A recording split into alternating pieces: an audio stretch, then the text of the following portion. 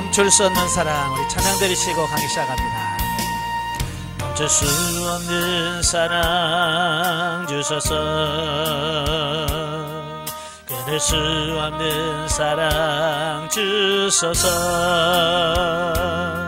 십자가에 달린 주님 계시니 그누가 이 사랑 끊으리. 멈출 수 없는 사랑 주소서, 끊을 수 없는 사랑 주소서. 주께서 주신 비전 그 말씀이 있으니 주가 명하신 이 길 걸어가리. 주님의 나라 영원하며 주님의 영광 무궁하니 나그네 된 나의 삶 감사하리. 마음 다해 주님을 찬양해. 멈출 수 없는 사랑 내게 주소서. 아버지의 눈물 그 사랑은 끊을 수 없는 사랑 내게 주소서. 십자가에 달린 그 사랑 멈출 수 없는 사랑 내게 주소서. 아버지의 눈물 그 사랑은 끊을 수 없는 사랑 내게 주소서. 십자가에 달린 그 사랑. 아멘. 기도하겠습니다. 은혜로우신 아버지, 오늘도 귀한 시간을 아껴주시고 저를 훈련의 장소로 인도하셔서 예레미야의 말씀을 같이 상고하게 하셔서 감사합니다. 그 말씀들을 나눌 때 우리 영적 지각을 열으셔서 알게 하시고 생각나게 하시고 깨닫게 하사 우리의 삶이 변화되는 역사가 있도록 도와주옵소서. 시정을 맡겨오며 예수님의 이름으로 감사하며 기도합나이다. 아멘. 이 시간 우리 교재 195페이지입니다. 예레미야 11장의 내용이 나오는데요, 사실 그 예레미야는 1장부터 25장까지가 뭐냐면 계속해서 이스라엘 백성들의 죄악사항들을 지적하면서 회개하라, 그 내용이에요. 계속 그 내용이 반복되어집니다. 근데 어찌 보면 이 말씀을 읽어보면 은혜가 별로 안 되는 건 사실이에요. 그지? 예. 그래서 그렇지만 이 부분이 굉장히 중요한 것이 뭐냐면 하나님의 사랑이 뭘로 나타나느냐, 바로 이 말씀을 통해서 나타나는 거예요. 그러니까 여러분 같으면 어떻겠어요? 화나면 어때요? 안 참고 그냥 확 하잖아요. 근데 하나님은 경고하고 또 충고하고 또 권면하고, 왜? 사랑하니까. 어찌하든지 그들이 변화되어서 새롭게 만드시려고 하신 하나님의 사랑이 이 안에 담겨져 있는 거예요. 그러니까 이걸 보면서 이렇게 비슷한 말씀을 계속 반복하시나 라고 하지 마시고, 이건 사랑이, 우리를 사랑해서 그렇구나 라고 하나님의 사랑을 잘 인식하시면 좋을 것 같아요.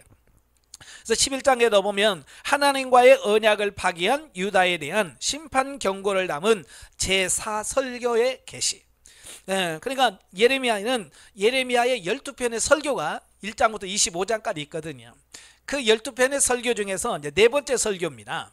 1절부터 17절까지 보면 하나님과의 언약을 파기한 유다에 대한 심판 경고. 자, 보면은 예레미야가 유다를 향해서 하나님과 맺은 언약 파기와 관련하여 심판을 경고하고 있는 네 번째 설교의 계시 부분입니다. 근데 본문이 이제 세 부분으로 나누어지는데요, 첫째가 1절부터 5절까지는 하나님께서 예레미야로 하여금 유다 백성들과 과거 하나님과 이스라엘 민족 간에 맺은 언약의 핵심의 내용을 선포케 하여 그들로 하여금 언약의 내용을 상기케 한 사실을 보도하고 있습니다. 그러니까 신명기 27장 15, 16절에 보면 그 쉽게 말하면 시내산 언약이죠. 그 언약의 핵심 내용들을 다시 여기서 보도를 하고 있어요.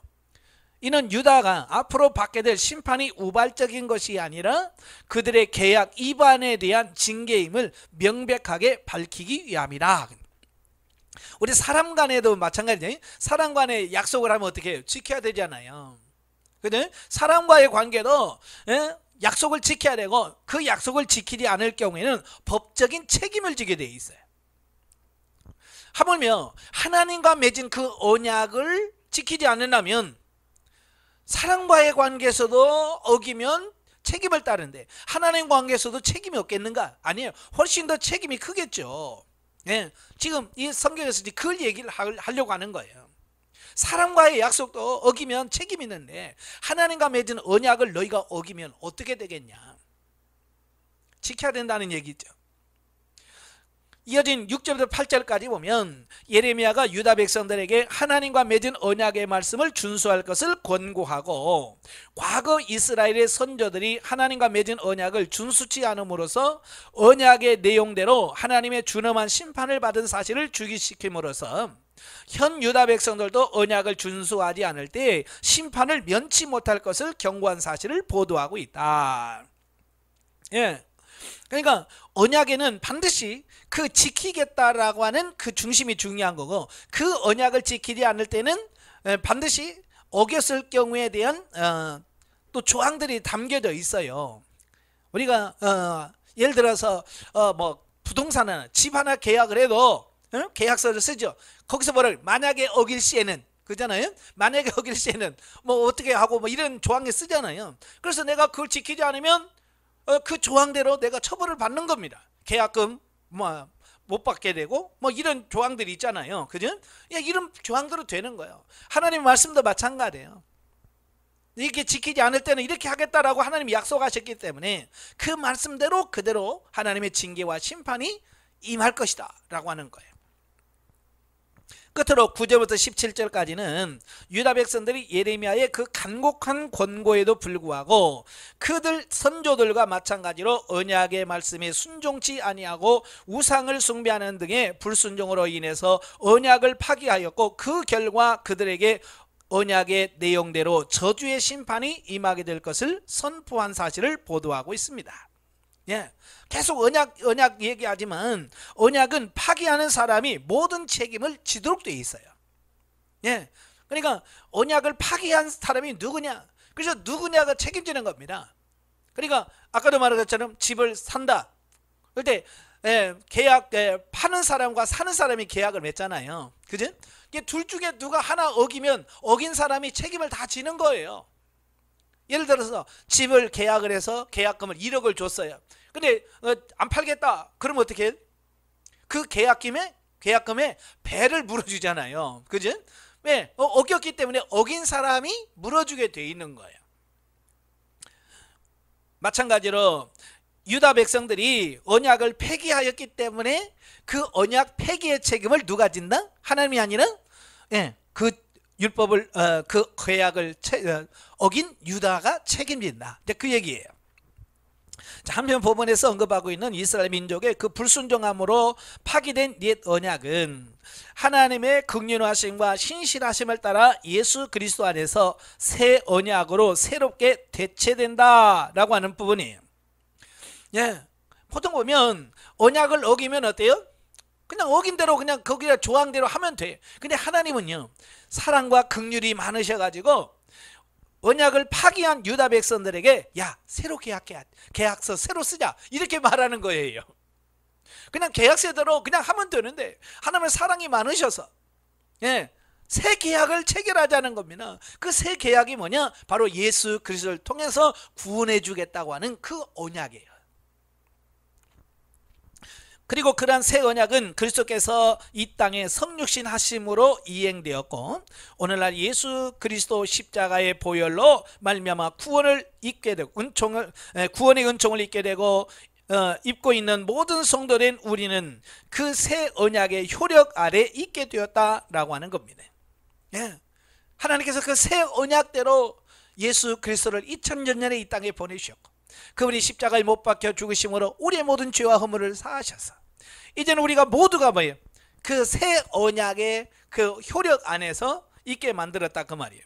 그러므로 새 언약 아래서 성도된 우리는 그 말씀에 따라 주를 믿고 주를 믿는 가운데서 주의 말씀대로 살아 하나님의 나라를 유업으로 받는 온전한 하나님의 자녀가 되어야 할 것이다. 그러니까 나는 이제 하나님의 백성이 되었으니까 나는 아무 소용 없어, 이제 끝났어, 그게 아니란 말이에요. 내가 하나님의 자녀가 되었으면 하나님의 자녀로서 지켜야 될 책임과 의무가 있는 거죠. 그죠? 마치 우리가 부모님이 계시면 부모를 봉양하고 부모를 섬겨야 될 책임이 자녀들에게 있는 거예요. 그죠? 그래서 우리가 어렸을 때는 부모가 우리를 책임지지만 이래 부모님이 나이 들어서 늙으시면 누가 책임져야 돼? 당연히 자녀가 부모님을 책임져야 되는 거잖아요. 마찬가지예요. 우리가 하나님의 자녀가 되었다라고 하는 것은 이제 우리가 하나님을 향하여 책임이 있다라고 하는 의미예요.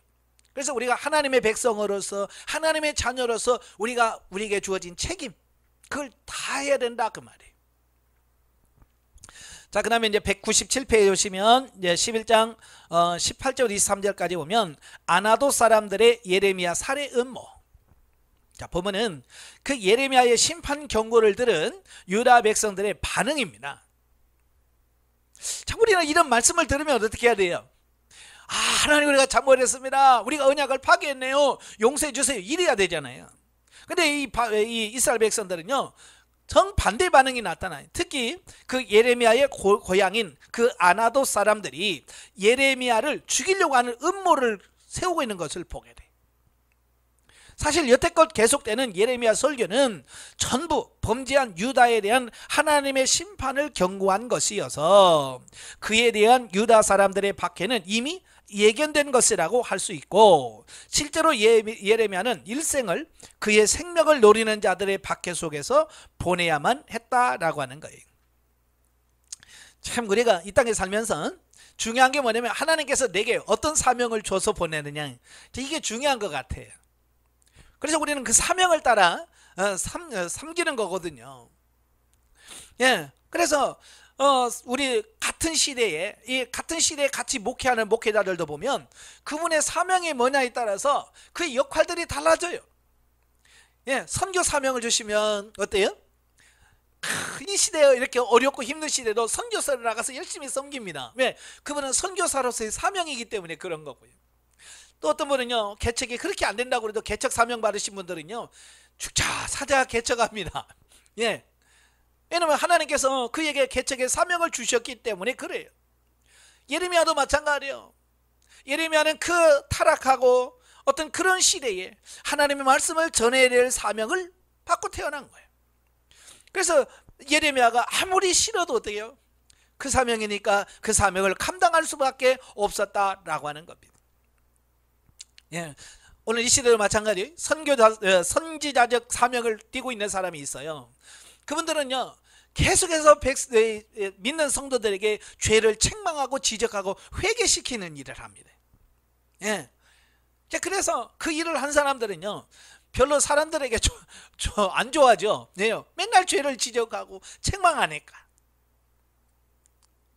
여러분도 여러분에게 주어진 사명을 감당하셔야 돼요. 하나님께서 내게 무슨 사명을 주셨고 어떤 일을 하도록 하셨는가, 그래서 그걸 깨달은다면 아무리 힘들고도 어려워도 어때요? 그 일을 감당할 수 있는 삶이 되셔야 되는 거예요. 자, 그런데 이러한 박해가 그의 고향인 아나도 사람들로부터 시작된 것은 선지자가 자기 고향과 자기 집 외에서는 존경을 받지 않음이 없다라고 하신 예수님께서도 그의 고향 사람들에 의하여 맨 처음 배척받은 사실을 상기시켜 주고 있다라고 하는 겁니다. 선지자뿐만 아니라 모든 사람이 그래요. 네, 다른 데서는 존경을 받아도 자기 고향 사람들한테는 참 존경받기가 어려워요. 왜 그럴까요? 어렸을 때부터 다 봤잖아요. 그죠? 어렸을 때부터 그가 어떻게 살았는지 그 집안 형편부터 시작해서 모든 걸 다 봤기 때문에 어지간하면 존경하기 힘들다라고 하는 사실이에요. 하여간 이런 아나도 사람들의 예루살렘 살해 음모는 단지 그의 시기심에 그치지 않고 하나님의 심판 예언의 봉쇄라는 성격을 띠는 것이고, 따라서 이는 자연히 하나님에 대한 반역이라는 결론에 이르게 된다. 자, 왜냐하면 지금 하나님의 말씀을 전하고 있는 예레미야에게 너 그 말씀 전하지 마 라고 한단 말이에요. 그죠? 지금 예레미야는 그 사명을 받았잖아요. 그죠? 그 사명을 받아서 그 사명을 감당하는 자에게 너 하나님 말씀 전하지 말라라고 하는 말은 뭐예요? 예? 결국 하나님께서 하신 것을 거역하고 대적하는 것과 마찬가지거든요. 쉽게 말하면 이런 거예요. 목회자로 사명을 받아서 목회자 일을 하고 싶은데 목회자 일을 하는데 옆에서 하지마, 당신은 하지마 라고 자꾸 이렇게 한다면 결국은 뭐예요? 그를 목사로 세워서 하나님이 일하기로 하신 하나님을 대적하는 행위가 되거든요. 그지? 근데 대부분은 요즘에는 뭐예요? 이 시대에 목회하기 힘들어, 하지마, 뭐 이런 걸 많이 하잖아요. 이게 사명이 뭐냐라고 하는 것을 따지기 전에 얼마나 힘들고 어렵냐, 그래서 인간적인 그 생각 때문에 너 목회하지 마라, 에? 또 목회자 돼도 너는 개척은 하지 마라, 이렇게 말하거든요. 이건 결국은 뭐냐, 그 사람을 말리는 것이 아니라 그 사람을 통해서 하시려고 하신 하나님을 대적하는 것과 마찬가지예요. 쉽게 말하면 성령 회방죄, 이게 바로 성령의 회방죄라고 할 수 있는 거죠. 그래서 우리가 뭘 하라 마라고 할 때 성령님의 지도를 꼭 받아서 하나님의 뜻을 바르게 전할 수 있는 삶이 되셔야 돼요. 그래서 예레미야는 단지 자신의 일신상의 위협에서 벗어나게 해달라는 애원보다도 공의의 입각에서 하나님께 공의의 복수를 기원한 것이다. 자, 영적에 보면 하나님께서 유다의 조상들과 언약을 맺으셨으나 유다가 선조들이 행한 죄를 답습함으로 언약을 파기하여 재앙을 받게 된다는 내용이 나온다. 유다의 영적 상태는 과거 그들의 선조들이 애굽에 있을 때와 방불하였으므로 그들과 동일하게 고통을 당하게 된다. 그러니까 이스라엘 백성들이 430년 동안 애굽에서 종살이 했잖아요. 참 고통생활 했잖아요. 그런데 하나님과 그 언약을 어기니까 다시 그들이 애굽에서 고통받은 것처럼 다시 다른 나라의 속국 노예가 되어서 그 나라에서 고통받게 하셨다라고 하는 것을 보게 돼요. 자, 이건 뭘 말하냐? 오늘 여러분도 마찬가지. 우리가 영적으로 성장했으면 그 성장한 만큼 변화가 되어져. 그리고 성장한 것만큼의 책임이 주어지는 거예요. 그러니까 성장을 했어도 변화가 되지 않고 하나님의 뜻을 살지 않으면 거기에 따른 하나님의 심판과 징계가 있을 거라는 사실을 보게 돼요. 그러니까 쉽게 말하면 이런 거예요. 전도사 때, 강도사 때, 목사 때, 다 주의 일하는 사람이지만 전도사 때의 책임이 다르고 강도사 때의 책임이 다르고 목사가 되었을 때 책임이 달라요. 그래서 목사가 되는 게 중요한 게 아니라 목사가 된 이후에 내가 어떻게 하나님 앞에 쓰임받을 것이냐, 이게 더 중요한 거예요. 그래서 목사가 돼놓고 목사 일을 잘 감당하지 않으면 거기에 대한 심판도 거둘 거예요. 그래서 그런 부분들을 우리가 깊이 기도하면서 기도하고 사명을 받고 그리고 주의 일을 해야 됩니다. 가나안의 모든 죄악적인 이방 요소들을 제거하여 거룩한 땅을 일구어야 할 사명이 있는 유다 백성들이 현실적인 안위를 추구하여 가나안 토속신을 숭배하고 그들의 죄악 요소에 동화되어 있는 모습은 마치 천국 시민으로서 마땅히 하나님의 말씀을 쫓아 행해야 하지만 현실의 만족과 욕망을 채우기에 급급하여 결국 고통을 초래하는 우매한 성도의 모습을 보여주고 있다. 그러니까 그 유다 백성들의 모습을 보면서 혹시라도 우리가 지금 그러고 살고 있지 않는가, 그래서 우리 자신을 살펴봐야 돼. 자, 12장으로 갑니다. 하나님의 언약을 파기한 유다에 대한 심판 경고를 담은 제4설교의 종결.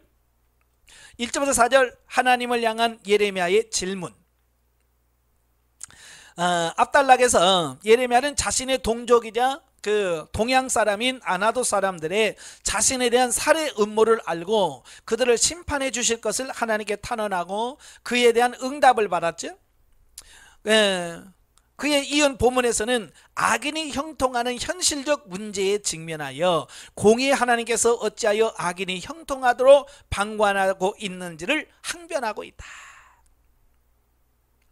이러한 예레미야의 항변은 1차적으로는 자신을 살해하려는 아나돗 사람들에 대한 반발에서 비롯되었다라고 볼 수 있다. 그러나 궁극적으로는 자신들의 고향 사람들의 악한 행위로 투영된 유다의 심각한 타락에 대한 고뇌에 찬 질문이라고 할 수 있다. 예. 다시 말하면 그 당시 아나돗 사람들만의 문제가 아니라 타락한 모든 그 유다 사람들의 문제라고 하는 것을 말씀해 주고 있습니다. 우리가 신앙생활 하면서 어떤 의문을 갖죠. 하나님에 대해서. 저도 이제 가끔 그런 생각을 해요. 아니, 하나님이 계신다면 정말 이럴 수 있을까? 하나님이 정말 살아계시다면 나라가 이렇게 어지러울까? 아니, 하나님 정말 살아계신다면 이렇게 교회가 어려운데 하나님께서 그냥 가만히 보고 계실까라고 하는 그런 생각 해요, 안 해요? 사람이라면 다 누구나 그런 생각을 하죠. 예레미야도 마찬가지예요. 그 시대를 바라보면서 왜 하나님께서 이 악한 사람들을 그냥 놔두시는가? 우리 생각 같으면 그냥 벼락을 팍팍 쳐서, 그죠? 악한 사람들을 막 하나님을 징계하시면 좋을 텐데 하나님은 그렇게 안 하신단 말이에요.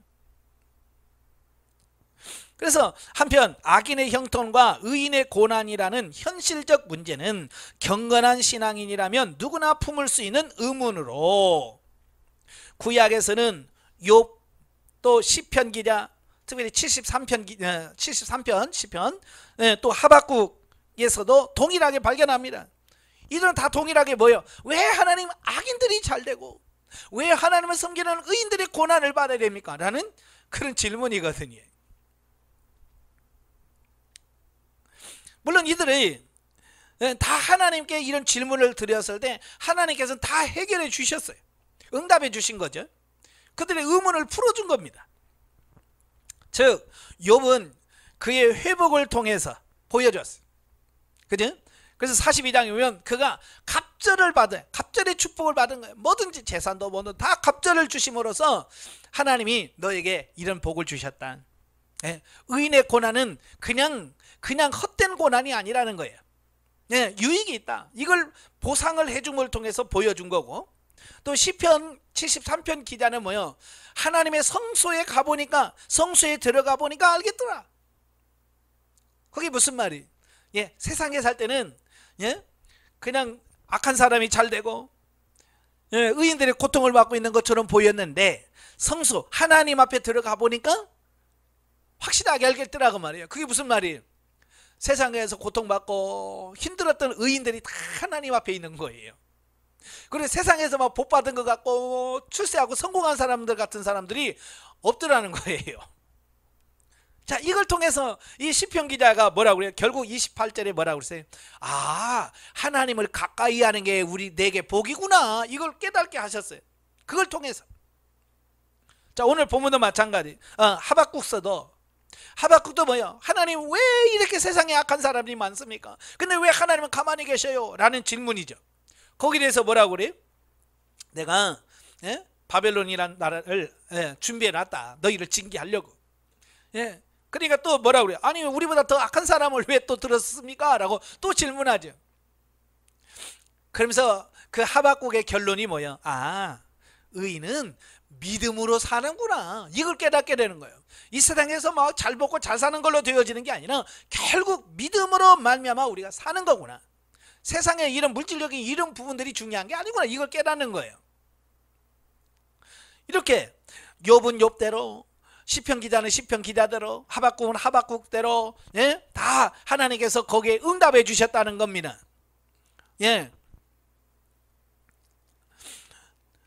우리 사람들 간에도 그러잖아요. 사람들 간에 대화를 안 하면 그 사람 속을 알 수가 있어요, 없어요? 알 수가 없죠. 우리도 마찬가지예요. 하나님께 어떤 의문을 갖잖아요. 그죠? 그럼 어떻게 해야 돼요? 하나님께 물어야죠.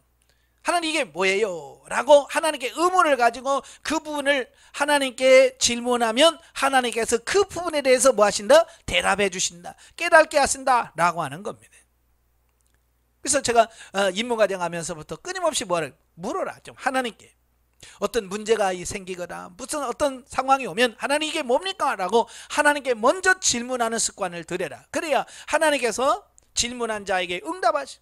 그냥 가만히 있는 자에게 하나님 말씀해 주시는 게 아니고 하나님께 묻는 자, 예, 하나님 이건 어떻게 된 거예요? 라고 묻는 자에게 대답하신다 그 말이에요.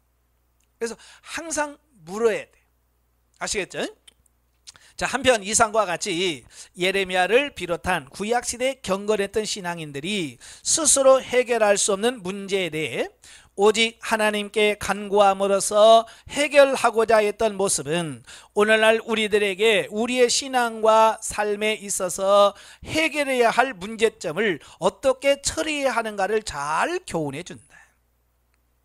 즉 모든 문제 해결은 사람의 힘이나 능력에 있는 것이 아니라 모든 것을 지으시고 섭리하시는 하나님을 의지할 때 비로소 가능하다라고 하는 것을 보여주고 있는 거예요. 그래서 이 사람의 지혜나 능력은요 한계가 분명히 있습니다. 그죠? 아무리 지혜로도 이게 한계가 있어요. 예, 그래서 한계를 가진 우리는 문제를 해결할 수가 없는 거예요. 그때에 우리가 하나님을 의지하고 하나님께 질문할 때 그 한계가 없으신 하나님께서 우리에게 대답해 주시고 말씀해 주신다는 거예요. 자, 5절부터 17절까지 보시면 자, 예레미야 질문에 대한 하나님의 답변이 나옵니다. 자, 보면은 유다 백성들의 하나님과 맺은 언약의 파기와 관련하여 심판을 경고하는 예레미야의 네 번째 설교의 종결 부분으로서 어찌하여 악인이 형통하도록 내버려 두시는가 라고 하는 앞단락에서 그 예레미야의 항변 섞인 질문에 대한 하나님의 답변입니다. 모두 세 가지인데요. 자, 먼저 5절 6절에서는 하나님께서 예레미야의 그 문제 제기에 대하여 직접 답변하시기에 앞서 아나돗 사람들의 박해를 받고 낙심에 빠진 예레미야를 가볍게 책망하시고 아나돗 사람들에 의하여 박해는 장차 그가 당할 고난에 비할 바가 아님을 상기시킴으로써 차제에 아예 더 큰 고난을 준비해야 할 것을 주지시켜준 사실을 보도하고 있습니다. 그러니까 예레미야가 왜 악한 사람을 그냥 놔두십니까? 라고 질문하니까 하나님께서 너는 왜 그거 가지고 낙심하냐? 라고 도리어 예레미야에게 책망하시는 거예요. 자, 이걸 뭘 말하냐면 사람들이 그 믿음이 없기 때문에 그렇게 실망을 한다 그 말이에요. 그러니까 하나님을 전적으로 신뢰한 사람들은 그런 질문을 할까요? 안 할까요? 안 하죠. 그죠? 예, 하나님을 전적으로 신뢰한 사람은 왜 세상이 이렇습니까? 라고 하는 질문을 안 해요. 왜? 하나님이 하실 걸 믿으니까. 근데 하나님에 대한 신뢰가 없으니까 그렇게 돼야 돼. 그래서 하나님께서 그를 책망합니다. 가볍게 책망하시고요. 예, 그 예레미야가 당하는 그 고난은 결국 예수 그리스도가 이 땅에 오셔서 받을 고난을 예표한다. 근데 지금 예레미야가 받는 고난은 예수님이 받는 고난에 비하면 이건 아무것도 아니다. 자, 이걸 말씀해 주고 있어요. 그래서 하나님께서 두 가지를 말씀해 주셔요. 첫째 뭐냐? 사람과 달리기 하고 피곤해하는 사람이 말과 경주가 되겠느냐라는 질문을 던져요. 여러분, 말이 빨라요? 사람이 빨라요? 말이 훨씬 빠르죠. 그죠? 비교가 안 되죠. 그러니까 사람과 경주를 해도 못 이기는 사람이 어떻게 말과 경주하겠냐? 자, 그 얘기예요. 또 또한 두 번째는 뭐냐? 평안할 때는 괜찮겠지만 요단강 물이 넘칠 때도 무사하겠느냐? 그러니까 평상시에도 힘든데 요단강 물이 넘칠 때는 어떡하겠냐? 그 얘기거든요. 그러니까 이건 무슨 말인지, 아니 요것도 해결 못하면서 나중에 큰 문제 오면 너 어떡할래? 이제 그 말이거든요. 쉽게 말하면 이런 거예요. 그러니까 제가 이 코로나 때문에 막 힘들다 에? 하나님, 많은 사람들이 그래서 하나님 너무 이 코로나가 힘들다고 합니다. 하나님께 그런 질문을 하니까 하나님께서 뭐라고 말씀하냐면, 야, 코로나 이건 아무것도 아니야. 나중에 이보다도 더 큰 거 올 거야. 그 말씀을 하시는 거예요. 그래서 그 말씀을 듣고 나서 이것은 전조에 불과하구나. 그래서 이 상황 속에서 힘들다, 어렵다, 죽겠다 그러면 나중에 더 큰 거면 어떻게 해요? 그렇잖아요. 지금도 힘들다고 난리인데 나중에 더 큰 거 오면 어떡할 거예요? 더 난리치겠죠? 그래서 이번의 과정을 통해서 우리가 여기서 이걸 통과하고 이걸 극복할 수 있는 이런 힘이 있어야 이보다 더 큰 것이 왔을 때 넉넉히 우리가 이겨갈 수 있는 이런 부분이 되었다. 예, 여러분 더 큰 거 옵니다. 또 그 요한계시록에 7년 대환란이 온다고 그랬잖아요. 그 7년 대환란이 지금 우리가 받는 이 환란하고 같겠어요? 우리가 지금 겪는 이거하고 비교되겠어요? 안 돼요. 그러니까 그런 큰 환란이 있다는 것을 기억하시면서 이것도 못하면서 나중에 어떻게 할 수 있겠는가? 주님 이것도 극복할 수 있게 해주세요 라고 기도하면서 가야 돼요. 아시겠죠? 예. 다음으로 7절부터 13절까지 보면 예레미야의 문제 제기에 대한 직접적인 답변입니다. 하나님 앞에 악한 유다가 잠시 형통하는 듯이 보이나 결국 하나님의 심판 도구로 사용된 대적의 침입을 받아서 유다 땅과 백성들이 유린당하며 황폐할 것을 예언한 사실을 보도하고 있다는 것. 그러니까 지금 어찌 보면 우리가 폭풍전야라는 말 들어보시죠? 예, 태풍이 오기 전에 보면 고요한 시간이 있어요. 가끔 보면 그래요. 예, 뭐 태풍 예고가 오잖아요. 근데 그 전날이나든지 보면 진짜 하늘이 맑고 진짜 바람 한 점 없습니다. 그러면 예, 일기예보에서 계속 태풍 옵니다. 태풍 옵니다. 그래도 지금 너무 고요하기 때문에 예, 설마 이렇게 조용한데 태풍이 오겠어? 라고 하는 거예요. 너무 예, 거기에 대비 안 한 날 말이에요. 그러다가 막상 폭풍이 오면 어때요? 대비 하나도 안 한 사람들은 다 무너지죠. 마찬가지예요. 예, 폭풍이 오기 전에 잔잔한 것이 있어요. 그러니까 지금 예레미야가 뭘 보고 있는 거예요? 예, 폭풍이 오기 전에 고요한 그걸 보라보는 거예요. 지금 형통한 게 아니라 그 말이에요. 오늘 우리도 마찬가지입니다. 우리가 삶이 평안하다고 평안한 게 아니에요. 이건 나중에 더 큰 폭풍이 오기 위한 하나님께서 미리 폭풍 전야로 조용하게 만드신 것 뿐이에요. 예. 거기서 사람들이 많이 속는 거예요. 이게 다구나, 이게 전부구나라고 한다면 그건 아닌 거예요. 물론 여기서 하나님의 심판 도구로 사용된 나라는 바벨론이에요. 그래서 하박국 선지자 마찬가지로 하나님께서 야 내가 바벨론이라는 나라를 준비해 놨어. 그 심판의 도구로 쓸 거야 라고 말하는 거죠. 예레미야도 똑같은 질문에 똑같은 대답을 하시는 겁니다. 끝으로 14절부터 17절까지는 하나님께서 유다를 침략한 이방 국가를 심판하시고 유다를 다시 회복시킬 것을 예언한 사실을 보도하고 있습니다. 이는 예레미야를 비롯한 경건한 자들의 또 다른 의문, 곧 공의 하나님께서 왜 유다보다 더 악한 이방 민족을 통하여 유다를 심판하시려는가 라는 의문을 가지지 않도록 하기 위해서다. 예, 아까도 말했지만 하박국 선지자가 왜 하나님 이 세상이 이렇게 추악하고 악한데 왜 하나님께서 왜 심판하지 않습니까? 라고 말했잖아요. 그러니까 하나님 뭐라고 그랬어요? 내가 바벨론을 준비해놨다. 그러니까 하박국이 바로 뭐라고 그래? 하나님 왜 우리보다 더 악한 민족을 들어서 왜 우리를 심판하시려고 하십니까? 예레미야도 똑같은 질문을 한 거예요. 그러니까 하나님께서 거기에 대해서 설명을 해주는 겁니다. 예? 내가 그들을 통해서 너희를 심판하겠다. 바벨론을 너희 심판하겠지만 너희를 심판한 그 나라를 다시 내가 심판하고 너희를 내가 다시 회복시켜 주겠다라고 하는 부분이에요. 그러니까 바벨론이 승리하는 게 아니라 그는 하나의 도구란 말이에요. 이스라엘 백성들을 심판하고 징계하는 도구에 불과한 거지 그게 다가 아니라는 것을 보게 됩니다. 그래서 이러한 본문의 예언은 하나님께서 메대와 바사를 통해서 바벨론을 심판하시고 바벨론에서 포로 생활하는 이스라엘 백성을 다시 귀환시킴으로써 성취되어졌다. 그죠? 예, 70년 동안 이스라엘 백성들, 유다 사람들이 바벨론 포로 들어가 70년을 삽니다. 그러다가 하나님께서 메대와 바사라는 나라를 들어서 바벨론을 치죠. 그래서 바벨론을 치고 나서 538년에 고레스 왕이 칙령을 내립니다. 칙령을 내리면 뭐라고 칙령합니까? 이스라엘 백성들은 고향으로 돌아가서 하나님의 성전을 짓고 거기서 예배드리며 기도해라 라고 칙령을 내립니다. 왜 고레스가 왜 유대인들에게 그 칙령을 내렸을까요?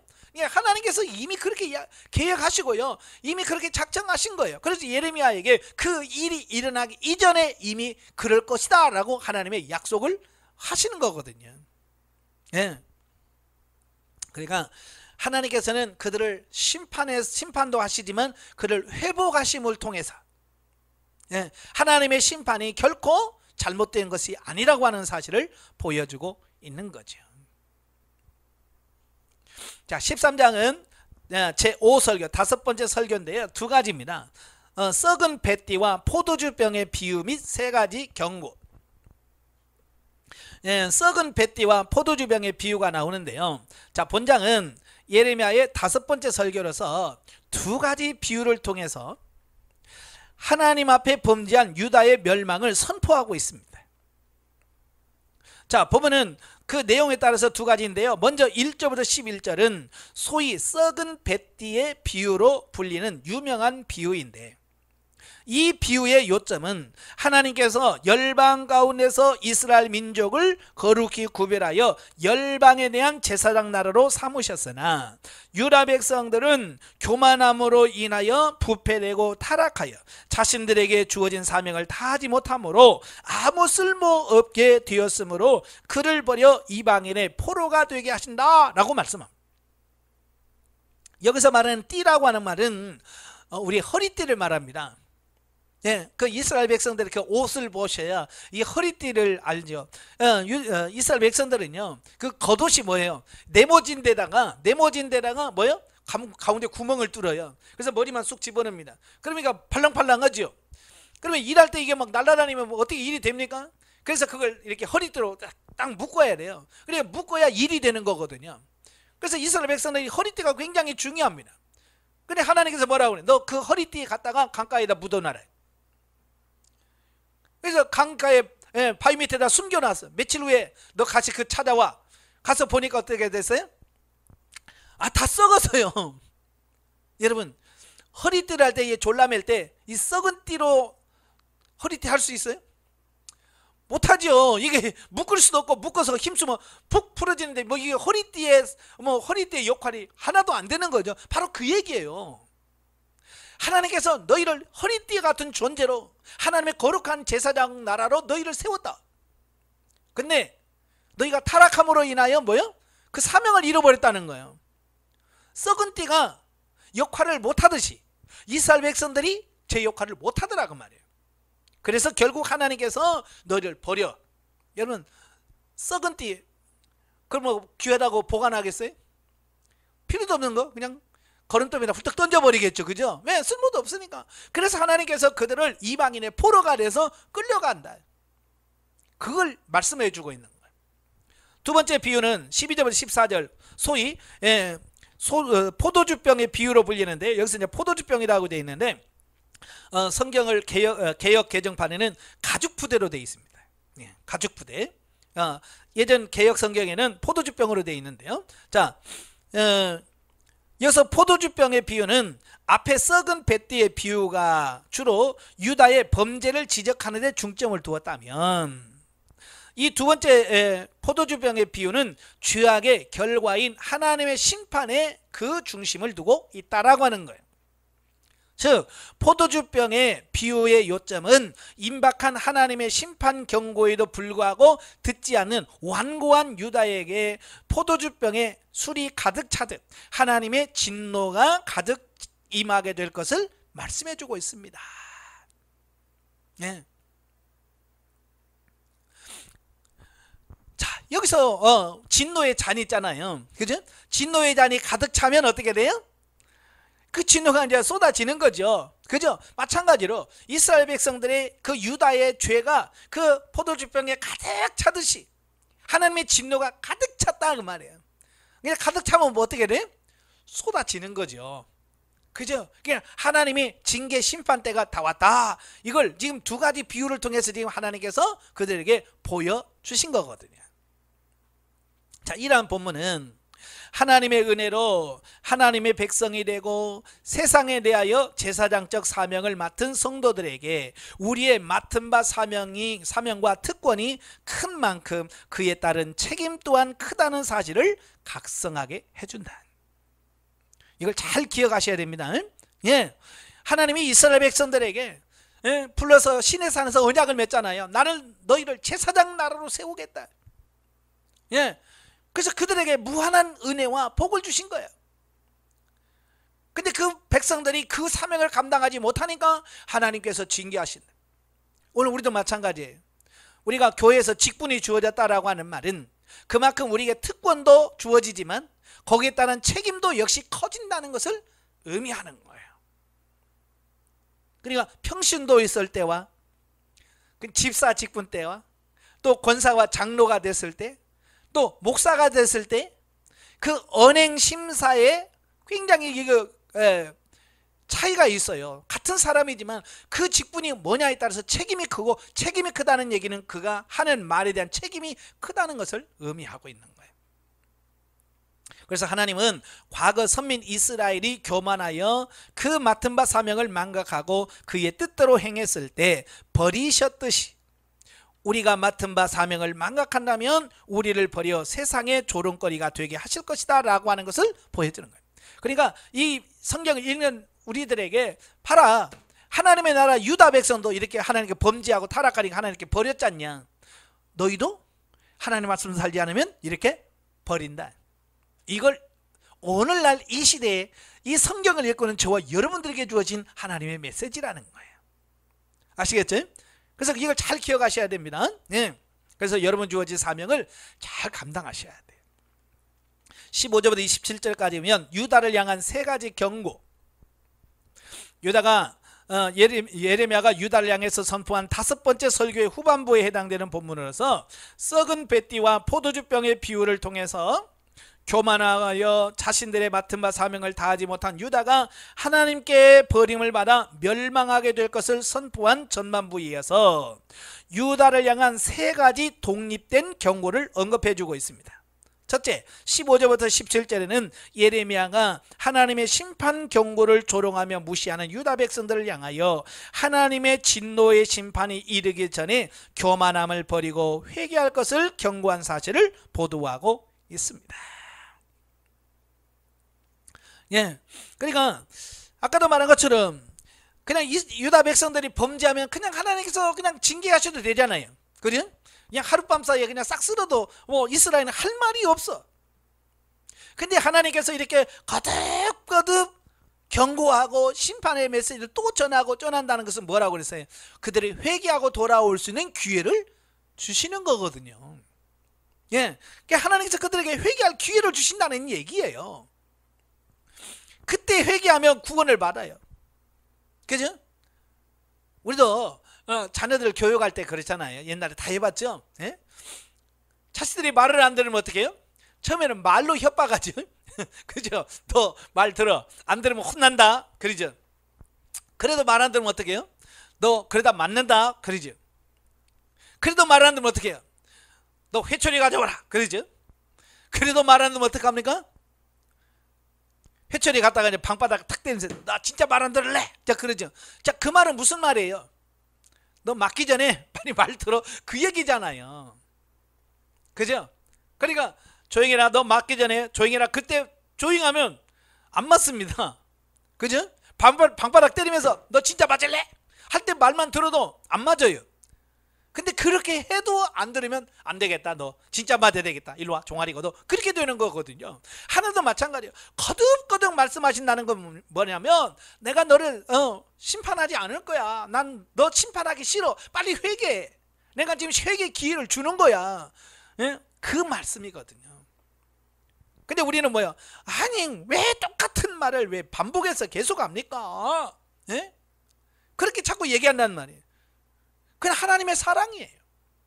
우리를 구원하시고자 하는 하나님의 사랑과 긍휼이 하나님께서 즉각적으로 심판하지 아니하시고 자꾸 반복해서 징계를 선포하시는 것을 통해서 나오는 거예요. 그래서 이건 결국 그들이 회개하지 않으면 하나님의 심판이 있을 수밖에 없어요. 그래서 이건 뭘 말하냐? 회개하는 것도 시간이, 기회가 있다는 얘기예요. 하나님께서 기회 주실 때 해야지. 예? 나중에 지나놓고 하면 안 돼요. 여러분도 지금 우리가 이 땅에 살아가는 것은 뭐냐? 하나님께 회개하고 우리가 변화되고 영적으로 성장 성숙할 수 있는 기회를 주신 거거든요. 근데 이 기회를 잘 잡으셔야 돼. 여러분 항상 젊은 게 아니잖아요. 그죠? 연세 드신 분이 항상 저한테 그래요. 목사님, 성경 읽을래도 눈이 아파서 못 보겠고, 기도하려고 해도 힘이 없어서 못 하겠고. 그러시고 연세 드신 분이 그래요. 그걸 보면서 제가 느끼는 게 뭐냐면, 아, 그렇구나. 나중에는 내가 아무리 성경 보고 싶어도 눈이 아파서 못 읽을 때가 오는구나. 내가 아무리 기도하고 싶어도 나중에 힘이 없어서 기도 못할 때가 오는구나. 그러니까 그 전에 해야 된다는 거예요. 그 전에.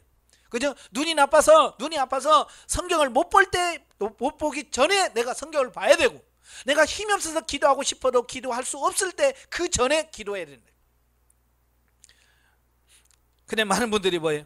노선에서의 젊어서는에서 늙어지면 못 놀아지. 그래서 젊었을 때 막 놀고 그 시간을 다 허비하고 나중에서 성경 읽으는데 그 시간 안 보이는 거예요. 눈이 아파서. 그때서야 아이고 젊을 때 볼 걸, 젊었을 때 할 걸. 이미 지나간 거예요. 그렇잖아요. 기도하고 싶어도 나중에는 힘이 없어서 기도 못합니다. 그때 아이고 젊었을 때 할 걸 해봐야 소용없어요. 그러니까 지금 해야 된다. 그 얘기하고 있는 거예요. 자, 그 다음에 18, 19절에서는 유다의 왕과 왕후를 비롯하여 유다 백성들이 이방의 포로로 끌려가게 될 것을 경고한 사실을 보도하고 있습니다. 너희의 왕과 왕후들이 끌려갈 거다. 예, 바로 그 얘기를 하는 겁니다. 이는 아마도 유다가 바벨론에 의하여 제2차 침공당할 때, 그때가 BC 597년이죠. 두 번째, 첫 번째가 605년이고요. 두 번째가 597년인데요. 그때 왕이 된 지 3개월 된 여호야킨, 긴 왕과 그의 모후 느후스다를 비롯하여 약 10,000여 명의 유다 백성들이 포로로 바벨론으로 2차로 끌려갑니다. 바로 예레미야가 그걸 보는 거야. 너가 회개하지 않으면 너의 왕이 끌려갈 거고 왕후가 끌려갈 거다. 근데 어떻게 됐어요? 회개하지 않으니까 그대로 이루어지잖아요. 그래서 결과적으로 실제로 그대로 이루어집니다. 그러니까 이 말은 무슨 말이에요? 빨리 들었으면, 그렇잖아요. 빨리 듣고 회개했으면 그 일이 없었을 텐데 안 들으니까 그렇게 되는 거예요. 오늘도 마찬가지예요. 우리가 들을 수 있는 귀가 열려야 돼. 들을 귀가 없어. 그러니까 아무리 얘기를 해도 못 알아먹어. 참 그게 희한해요. 설교하면서 그렇게 이야기하고 강의 시간에 그렇게 얘기를 해도요, 들을 귀가 없는 사람은요 못 듣더라고요. 나중에 뭐라고 그래요? 목사님이 그 했어요, 그런 말 했어요, 이제 그런단 말이에요. 그러니까 귀가 열려야 들리지, 귀가 안 열리면 아무리 뭐래도 안 들리더라고요. 여러분 귀가 열리기 위해서 기도하셔야 돼. 자, 끝으로 20절과 21절에서는 구수인의 피부나 표범의 반점이 선천적으로 변개될 수 없듯이 유다의 죄악이 마치 선천적인 것처럼 습성화되어서 도저히 고칠 수 없음을 지적하고, 그러한 유다 백성들을 그들의 친구로 의지했던 바벨론을 통해서 심판하여 수치를 당하게 하실 것을 경고한 사실을 보도하고 있다. 여러분 구스인은 원래 이제 피부가 검은 사람을 지칭하는 말이거든요. 네? 그러니까 흑인들의 피부가 하얘집니까? 안 되잖아요. 그죠? 원래 피부가 하얀 검은 사람은 그냥 검은 대로 평생 사는 거예요.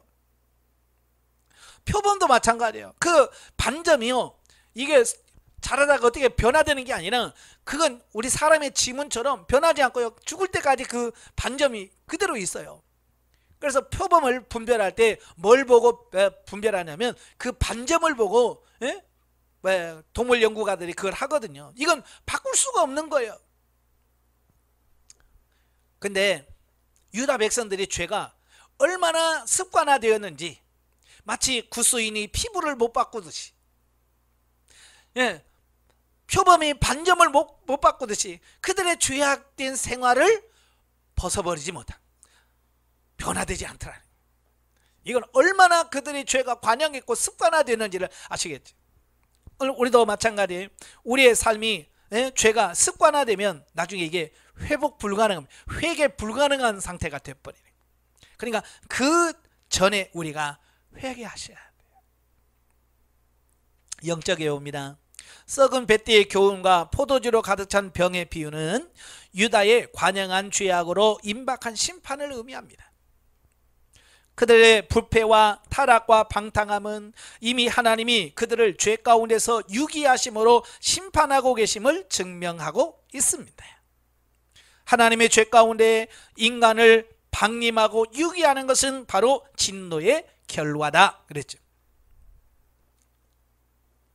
자, 여러분, 그러니까 하나님의 심판과 징계가 없다고 해서 하나님이 전혀 모르시거나 우리에게 죄가 없다는 뜻이 아니에요. 그냥 유기라고 하는 건 버려둔다는 얘기잖아요. 뭐 요즘에 뭐 유기견, 유기묘라는 말을 많이 하잖아요. 키우던 강아지를 버리는 거, 이게 유기견이에요. 유기한다 그러죠. 버린 걸 유기라 그래. 하나님이 우리를 버리면 우리가 어떤 짓을 해도 하나님은 가만히 놔둡니다. 왜요? 이미 버렸기 때문에. 그래서 내가 죄를 지어도요, 아무 벌이 없다는 것은 심각한 거예요. 하나님 나를 버렸다는 거예요. 근데 여러분 영성훈련 한번 해봐요. 하나님께서 조그만한 뭐만 해도 하나님께서 바로 심판하시고 징계하십니다. 왜? 하나님 나를 사랑하고 계시고 나를 여전히 구원하시기로 작정하셨다는 뜻이에요. 우리 사람도 그러잖아요. 근데 화나면 말해요, 안 해요? 화나면 말 안 하는 사람들이 있거든요. 화나면 말을 안 해. 마찬가지예요. 하나님도 화가 나시면 유기해. 말 안 하셔요. 자, 따라서 성도에게 하나님의 징계와 채찍이 있는 것은 하나님께서 그를 사랑하고 있음을 보여주는 것이다. 자, 사람도 그래요. 젊었을 때 부부싸움을 많이 하잖아요. 그죠? 부부싸움 한다는 것은 뭐예요? 아직도 애정이 있다는 얘기예요. 그죠? 애정이 있으니까 부부싸움도 하는 거예요. 나중에 그 애정마저도 없어봐요. 바람을 피든지 말든지 뭘 하든지 말든지. 왜? 애정이 없으면 뭐 싸울 힘도 없는 거죠. 애정이 있어야 싸우는 거예요. 그러니까 하나님께서 계속 이스라엘 백성들에게 회개하라 라고 말씀하신 이유는 뭐예요? 아직도 하나님은 이스라엘 백성들을 여전히 사랑하고 있다, 그 얘기거든요. 자, 14장으로 갑니다. 유다에 임한 가뭄 재앙과 유다 심판 필연성을 경고하는 제6설교의 계시. 1절부터 6절 유다에 임한 가뭄 재앙. 보면은 예레미야의 6번째 설교의 계시 부분이로서 유다의 범죄에 대한 징계 일환으로서 유다에 임한 가뭄 재앙의 실상을 매우 자세하게 언급해주고 있습니다. 즉 유다 땅에 임한 가뭄이 식수는 물론 농업 용수와 들짐승의 음료까지도 앗아갈 정도로 극심했음을 보여주고 있습니다. 그런데 이처럼 유다에 임한 가뭄 재앙의 실상을 자세히 보도하는 것은 단지 자연재해의 위력을 보이기 위함이 아니라 이것은 가뭄을 성경에서 죄에 대한 하나님의 심판의 한 수단으로 묘사하고 있을 뿐만 아니라 본서에서도 범죄한 유다를 가뭄을 통해 심판하실 것을 이미 예언하고 있는 바 유다에 임한 가뭄 재앙이 그들의 범죄에 대한 하나님의 심판의 일환임을 나타내려고 한 거라, 그 말이에요. 여러분, 성경에서 이 자연재해는 하나님께서 그 범죄한 사람들에 대한 심판의 하나의 종류의 하나예요. 가장 잘 나타나는 게 노아 홍수, 그죠? 홍수 심판은 자연을 통해서 심판하신 거잖아요, 그죠? 그 이후에도 하나님께서는 이 홍수뿐만 아니라 가뭄, 특별히 이 가뭄, 이스라엘 백성들에게는 이 가뭄은 치명적인 거거든요. 그래서 이스라엘 백성들은 하늘에서 비가 와야 농사를 짓고 사는 땅이에요. 이걸 천수답이라고 그래요. 그래서 가뭄이 든다는 것은 그들에게 엄청난 고통이에요.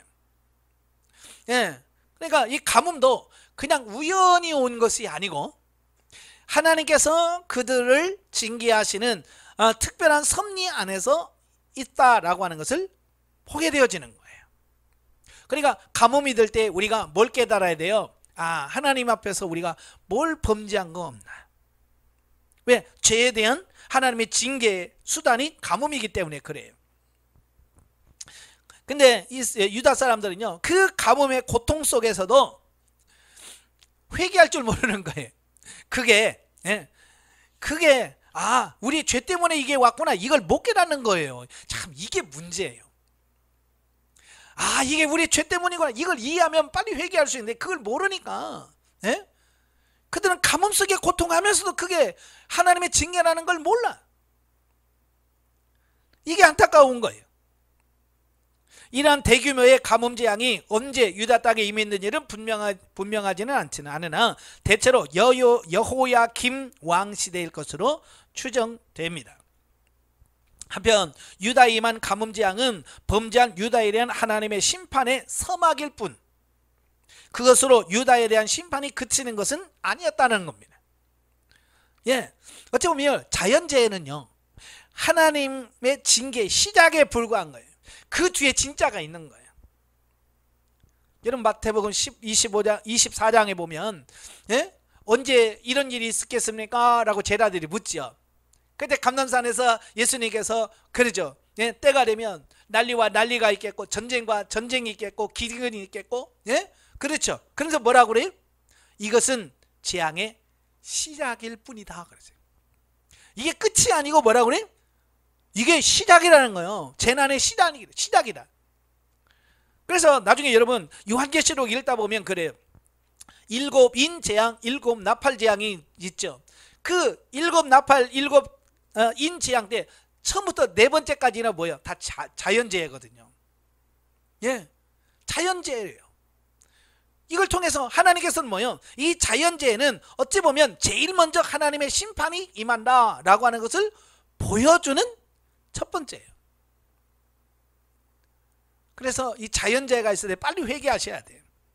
즉 이후에 유다는 바벨론의 침공으로 인하여 실로 엄청난 재앙을 겪어요. 그러니까 가뭄을 줘도 회개하지 않아. 그러니까 결국 안 되겠다, 바벨론 가라, 쳐라. 그래서 결국 바벨론이 마지막에 와서 치는 거거든요. 그와 같이 하나님은 이 세상에 대한 하나님의 최후 대심판 때에도 본격적인 심판의 전조를 보여주실 것이다. 조금 전에 설명드렸죠? 7인 재앙, 7 나팔 재앙 때 자연재해가 제일 먼저 와요. 그 전조란 전쟁과 지진과 기근 등의 현상이다. 자, 14장 7절부터 15장 9절에 보면 세 번에 걸친 예레미야의 중보기도와 하나님의 답변. 자, 본문은 가뭄 재앙을 통해서 고통을 당하고 있는 유다에 대하여 자비를 베풀어 주실 것을 호소하는 세 번에 걸친 예레미야의 중보기도와 거기에 따른 하나님의 답변을 언급하고 있습니다. 저 같으면요, 이런 유다 백성들 말 안 듣는 그들을 위해서 중보기도 안 할 것 같아. 그래? 말 안 들어? 그래, 잘 됐다. 신바바가 다 죽으래. 이러고 싶은데 그 예레미야는요, 그래도 끝까지 그들을 사랑하니까 어때요? 그들을 위해서 계속 기도하는 거예요. 그래서 14장 7절부터 12절에 보면 예레미야의 첫 번째 중보기도 내용입니다. 여기서 예레미야는 유다의 죄가 많음을 자복하고 그들의 죄악에도 불구하고 그들이 하나님의 이름으로 불리는 하나님의 백성이라는 사실을 근거로 하나님의 하여 심판을 유보해 주실 것을 호소합니다. 왜냐하면 그들이 뭐 잘한 게 있어요. 하나님이 잘한 거 있으니까 이것 보고 좀 용서해 주세요 그럴 텐데 이 죄밖에 지은 게 없어요. 그러니까 하나님의 은혜를 받을 만한 게 없어. 그래서 예레미야가 그래도 하나님의 백성이잖아요. 이걸 가지고 하나님 앞에 나가는 겁니다. 그래도 하나님의 백성이잖아요. 그러니 버리지만은 마세요 라는 그 간곡한 중보 기도예요. 왜 기댈 게 그거밖에 없는 거야. 가정에서도 그렇잖아요. 예를 들어서 남편이 아직 아들을 저놈 내 자식 아니야, 저놈 내보내, 그러면 아내가 그러잖아요. 그래도 잘났든 못났든 내 자식이잖아요. 우리 자식 아니에요. 이제 그런 거잖아요. 그죠? 마찬가지예요. 똑같이 예레미야가 하나님의 백성이잖아요. 거기에 하나님 앞에 간구하는 거죠. 그러나 하나님은 그러한 예레미야의 중보기도와 유다 백성들의 금식이나 제사 등에도 불구하고 유다 백성들의 죄를 용서하지 않을 뿐만 아니라 가뭄 이후에는 칼과 기근과 연병을 통해 그들을 멸하실 것을 밝힘으로써 유다에 대한 심판의 의지를 분명하게 하셨다라는 겁니다. 어지간하면 이 정도 되면 하나님께서 그래 네가 기도했으니까 용서해 줄게 이럴 텐데 여기서 하나님께서 뭐요? 예? 안 들어주시겠다는 거예요. 내가 이 가뭄 끝나고 나서 예? 칼과 기근과 연병으로 쓸 거야. 이건 뭘 말합니까? 이제 이미 유다의 죄가 하나님의 그 용서할 수 있는 기준 한계를 뛰어넘었다는 거예요. 그러니까 하나님께서 그렇게 회개의 기회를 주었고 돌이킬 수 있는 기회를 주었지만 그들이 그걸 선용하지 못하고 다 그걸 놓쳤다는 거예요. 그래서 이제는 심판밖에 없다. 그 얘기를 하고 있습니다. 다음으로 14장 13절 18절에서 예레미야의 두 번째 기도의 내용과 하나님의 답변 내용입니다. 자, 여기서 첫 번째 기도에 대한 답변을 통해서 유다 백성에 대한 하나님의 심판 의지를 분명하게 확인한 예레미야는 이번에는 많은 거짓 선지자들이 백성들에게 거짓 평안과 안전을 예언했기 때문에 백성들이 그릇된 길로 들어갈 수밖에 없다는 논리를 제기하여 백성들을 긍휼히 여길 것을 호소합니다. 그러니까 하나님의 백성이잖아요 라고 했는데 하나님께서 안 돼, 이번에는 안 돼 라고 하니까 그들이 이스라엘 백성들이 왜 그러냐, 바로 그 하나님의 말씀을 잘못 전하고 잘못 증거한 이 거짓 선지자들이 그들을 속여서 그래요. 이 거짓 선지자들이 문제지. 그래서 이 예레미야는 어떻게 하든지 이 거짓 선지자들에게 책임을 전가하려고 이렇게 하는 거예요. 우리 핑계 잘 대잖아요. 그죠? 뭐 하다가 보면 누구 때문이라고 뭐 때문이라고 핑계를 대네. 예레미야도 찾을 게 없으니까 그때 거짓 선지자들이 많았거든요. 그러니까 거짓 선지자들 핑계를 대면서 그들이 잘못 가르쳐서 그래요. 예, 그 얘기를 하고 있는 거예요. 그때 하나님 뭐라고 그래? 거짓 선지자를 멸할 뿐만 아니라 그 예언을 따른 백성들까지도 멸하겠다. 이는 죄의 유혹을 받아들인 사람 역시 책임이 있음을 시사하고 이러한 죄의 용납 역시 죄의 유혹 못지않게 중한 죄임을 말해줍니다. 그러니까 이런 거예요. 그러니까 잘못 인도한 거짓 선지자들도 문제죠. 그죠? 잘못 인도한 거짓 선지자도 문제지만 분별하지 못하고 거기 거짓 선지자들의 선동에 넘어간 사람도 역시 죄다. 똑같다는 겁니다. 오늘 이 시대도 마찬가지예요. 이 시대도 악한 시대예요. 그래서 이단들이 얼마나 득세하는지 모릅니다. 많은 사람이 넘어갑니다. 이단들도 중요하지만 넘어간 사람도 역시 죄가 있다는 것을 여기서 말씀해 주고 있습니다. 그래서 이 시대는 제가 늘 그러잖아요. 영분별 은사가 있어야 되는데 영분별 은사가 있어서 우리가 분별해서 넘어가지 않아야 된다라고 하는 것을 말씀하죠. 잘 분별하시길 바래요. 세 번째로 14장 19절부터 15장 9절에 보면 예레미야 세 번째 중보기도와 답변입니다. 자, 거듭된 첫 번째, 두 번째 중보기도에도 하나님께서 다 거부하셨죠? 그래 최후 수단으로 하나님의 언약에 근거하여 유다를 멸하지 말 것을 호소하고 있습니다. 자, 하나님은 언약의 하나님이시잖아요. 항상 하나님은 자기 자신이 언약을 세워요. 약속이죠. 약속을 세우시고 그 약속대로 이루신 분이 누구냐? 하나님이세요. 그래서 하나님, 이 예레미야가 마지막에 하나님 앞에 붙들 수 있는 게 뭐냐? 언약. 하나님 이렇게 언약해 달라고 하셨잖아요. 그 언약을 기억해 달라. 자, 그 호소를 하고 있습니다. 그러자 하나님은 이 세 번째 중보 기도마저도 이런 지하에 거절하시고 유다의 파멸은 피할 수 없는 일로서 유다가 전쟁으로 인하여 황폐화되고 백성들이 잔인하게 사륙당하며 이방의 포로로 끌려가게 될 것을 예언하고 있다라고 하는 겁니다. 이건 뭘 의미합니까? 그때 당시에 유다의 죄가 얼마나 심각한지, 얼마나 심각한 것인가를 보여주는 대목이에요. 그래서 심지어 뭐라고 그래? 모세나 사무엘이 내 앞에 선다고 해도 이번만큼은 내가 심판을 멈출 수 없다. 여러분 모세와 사무엘은 하나님께서 굉장히 인정하시는 선지자잖아요. 그럼에도 불구하고 이번엔 그들이 와서 한다고도 안 된다. 물론 이런 예레미야의 중보기도에 대한 하나님의 거절이 하나님의 언약에 대한 신실성을 의심하거나 중보기도의 무용성을 보여주지는 않는다. 왜냐하면 하나님은 예레미야의 기도를 당장 거절하셨지만 궁극적으로는 유다를 영원히 멸하지 않고 다시 회복시켜 주셨기 때문이다. 그러니까 징계가 없는 사랑은요, 사랑이 아니에요. 징계가 없는 용서는요, 사랑이 아닙니다. 죄값을 치르고 나서 치르게 하시고 변화시키고 회복시켜 주는 것이 하나님의 방법인 거예요. 그래서 그의 죄값을 치게 하시는 겁니다. 자, 영적에 보면 4절에서 거짓 선지자들이 헛된 욕망에 사로잡혀 거짓 계시와 허탄한 것과 거짓 예언을 함으로써 하나님의 백성들을 미혹하게 한 내용이 나온다. 그들은 인간의 귀에 달콤한 소리를 전하여 진리를 가리우고 정작 진리의 말씀을 전하는 자들을 오히려 거짓 선지자라고 공격을 합니다. 참, 예나 지금이나 이 이단자들은 말을 기가 막히게 잘해요. 말을 어떻게 이렇게 잘하는지 몰라. 그래서 사람들이 속아 넘어가는 거거든요. 그래서 여러분, 말 잘하는 사람 옆에 있지 마요. 말 잘하는 사람 있으면 안 돼. 그럼 목회자도 마찬가지예요. 말 잘하는 목회자가 되지 말아요.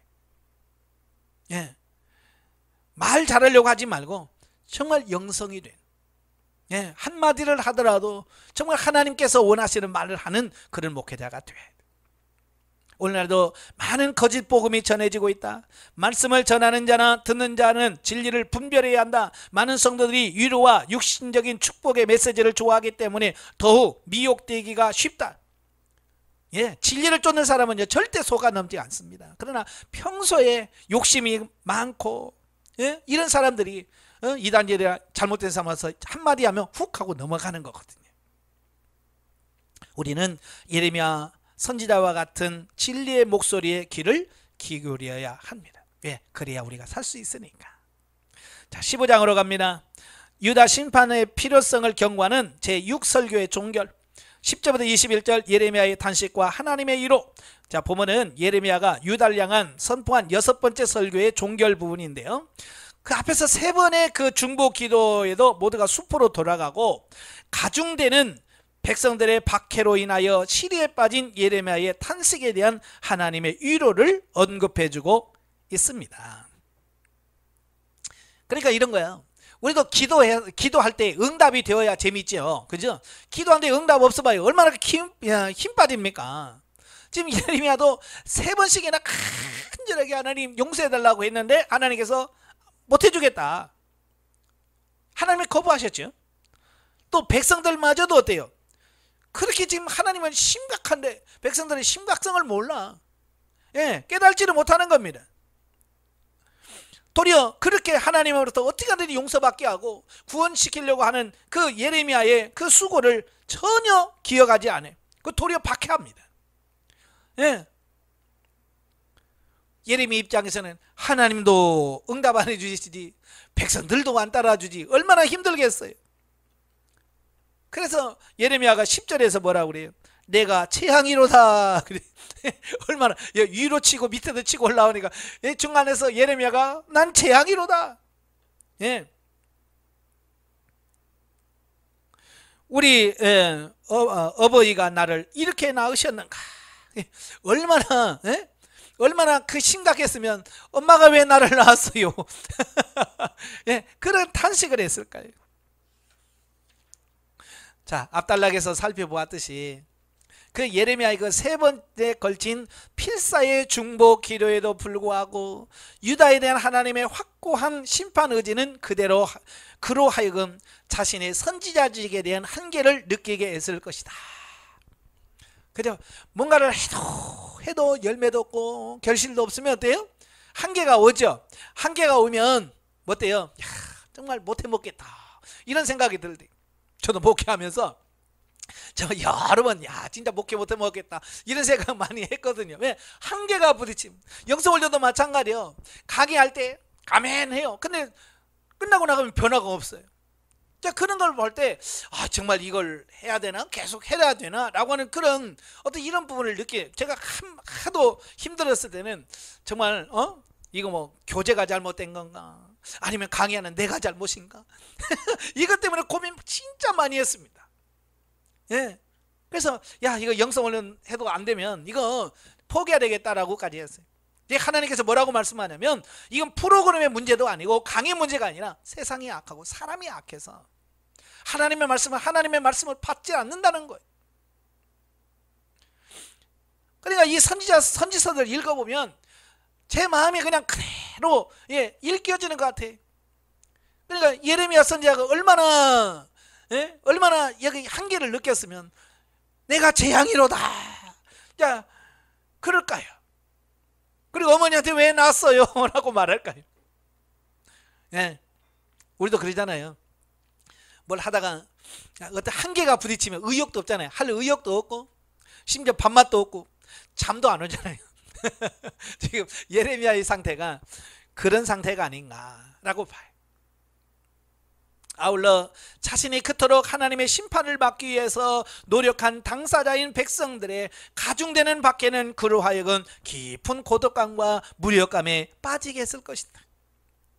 가만히만 있어도 괜찮은데 토리엄 와서 너 예언하지 마라, 니는 선지자도 아니라, 그리고 막 죽인다 그러지, 협박하지. 그러니까 예레미야는 얼마나 힘들겠어요. 이처럼 자신을 선지자로 세우신 하나님과 백성에 의하여 유리되었다고 느끼며 시리와 탄식에 빠진 예레미야를 위로하는 내용이 바로 본문이래. 자, 그래요. 하나님은요, 자기 종들이, 자기 일하는 사람들이 이렇게 좌절하고 낙심하면요, 하나님께서 꼭 찾아오셔요. 그래서 하나님이 또 힘주시고 능력을 주셔서 그 일을 감당케 하셔요. 사도 바울도 그러잖아요. 고린도라고 하는 곳에 갔을 때 낙심이 됐어요. 왜냐하면 1차, 2차, 2차 전도 여행을 하고 했을 때는 하나님 막 역사하는 걸 봤어요. 근데 2차전에 어디로 고린도에 갔는데, 고린도 가니까요 상황이 어려운 거예요. 그러니까 이 사도 바울이 고린도 갔을 때, 도착했을 때 낙심해 가지고요 전하고 싶은 의욕이 없는 거예요. 그러니까 하나님께서, 주님이 직접 나타나서 바울아, 하나님 말을 전하는 걸 두려워하지 마라. 이 성에 나의 택한 백성이 많다. 오직 바울이 고린도에 와서 낙심이라 했으면 하나님께서 직접 나타나서 이 성에 구원할 자가 많다, 내 백성이 많아, 힘을 내, 말씀을 전해 라고 하셨어요. 예레미야도 마찬가지예요. 너무 힘 빠져있는 그를 찾아오셔. 자, 그래서 구체적으로 살펴보면 10절부터 14절에서 백성들을 위한 중보의 노력이 수포로 돌아가고, 또한 백성들이 가중되는 박해로 시리에 빠져 탄식하는 예레미야에게 하나님께서 그를 강하게 하시며, 또한 그를 박해하는 유다 백성들을 북방의 강한 민족을 통해 징벌하시고 포로가 되게 하실 것을 선포하심으로써 위로하신 사실. 그러니까 얼마나 막 힘들게 하는 사람들에게, 야, 너 제 신경 쓰지 마라, 제 바벨론에 다 포로로 끌려가고 다 죽을 거야, 내 심판을 너 다 피하지 못할 거야 라고 하나님께서 예레미야에게 위로를 해 주십니다. 그리고 15절부터 21절에서는 자신의 안전과 보호 및 대적에 대한 복수를 간구하는 예레미야의 기도와 그에 대한 하나님의 답변을, 하나님께서 시리에 빠져 신적 소명에 대해 확신을 갖지 못한 예레미야를 가볍게 질책하시고 그를 어떤 환난 가운데서도 구원해 주실 것을 약속하심으로써 위로와 용기를 주신 사실을 기록하고 있다. 참 사람은 어떤 극한 상황, 힘든 상황이 오면 항상 뭘 고민하냐면 사명을 고민해요. 목회자들은 뭘 고민하냐면, 정말 하나님이 나를 목사로 세우셨을까? 여기서부터 고민 들어가요. 개척했는데 교회가 안 되고 부흥이 안 되면 제일 먼저 고민하는 게 그거예요. 저도 목사가 돼서 제일 고민했던 게 그런 거예요. 왜? 부흥은 안 되지, 예? 그럴 때 정말 하나님이 나를 정말 목사로 세운 게 맞나부터 시작을 해. 예, 그래서 근데 여러분 앞으로도 가면서 그런 부분에서 의문을 품지 말아요. 그냥 사명감에 사로잡혀서 그냥 붙들려서 그러니까 그 과정을 통과하셔야 돼요. 그러니까 예레미야도 너무 힘드니까 하나님께서 자기의 소명, 신적 소명이라는 게 뭐예요? 하나님이 자기를 선지자를 부르셨다라고 하는 그 소명까지도 의구심을 갖는 거예요. 그런 믿음 좋은 예레미야도 그렇습니다. 그러니까 하나님께서 그를 책망합니다. 예, 그러시면서 뭐라고 그래요? 내가 너를 노성벽이 되어 주시겠다라고 약속해요. 노성벽. 여러분 보통 성벽은 뭘로 쌓아요? 돌 같은 걸로 쌓잖아요. 그지? 돌과 흙으로 성벽을 쌓았습니다. 그런데 그 돌이나 흙으로 쌓은 성벽이 아니라 노스로 견고한 흔들림이 없는 무너지지 않는 성벽으로 내가 너와 함께 하겠다라고 말씀해 주고 있습니다. 이를 통해서 주의 종으로 부름 받은 자들은 어떠한 경우에도 그 신적 소명을 의심해서는 안 되며 전적으로 하나님의 약속을 신뢰해야 한다는 것을 교훈해 주고 있습니다. 예. 여러분도 마찬가지예요. 힘들고 어려울 때 정말 내가 목사 되는 게 맞나 라고 의문을 품을 때 그런 의문에서 벗어나기를 바래요. 저도 사실은 굉장히 저도 이제 96년 10월에 제가 목사 안수를 받았어요. 그래서 2년 목사 되고 2년 정도 됐을 때 제가 낙심했어요. 그러니까 목사가 되고 열심히 전도했어요. 그러니까 1년 만에 주일학교까지 35명까지 개척을 했어요. 그래서 이제 소망이 생기더라고. 1년 안에 그렇게 되니까 야 좀만 하면 이제 금방 100명 채워지겠구나 했는데 성탄절 행사하고 나니까 이분들이 다 이사를 가는 거예요. 이사를 쭉쭉쭉 가니까 이제 몇 명 안 남는 거예요. 그 상태에서 힘 빠지더라고요. 그때 또 열심히 해가지고 또 1년 만에 또 그만큼 또 모아놨더니 또 연말 되고 성탄절 행사 끝나니까 또 다 이사가고.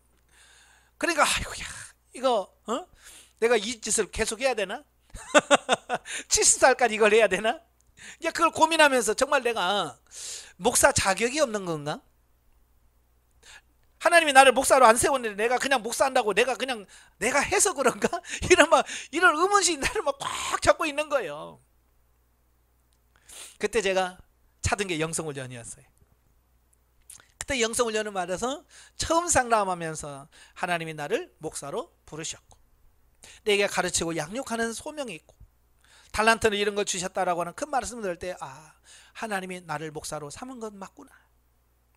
이제 하나님의 소명에 대한 확신, 이걸 갖는 거예요. 그 뒤로는 아무리 힘들어도 아이고 하나님 내가 잘못된 건가? 내가 목사가 잘못된 건가? 이런 고민이 없어졌어요.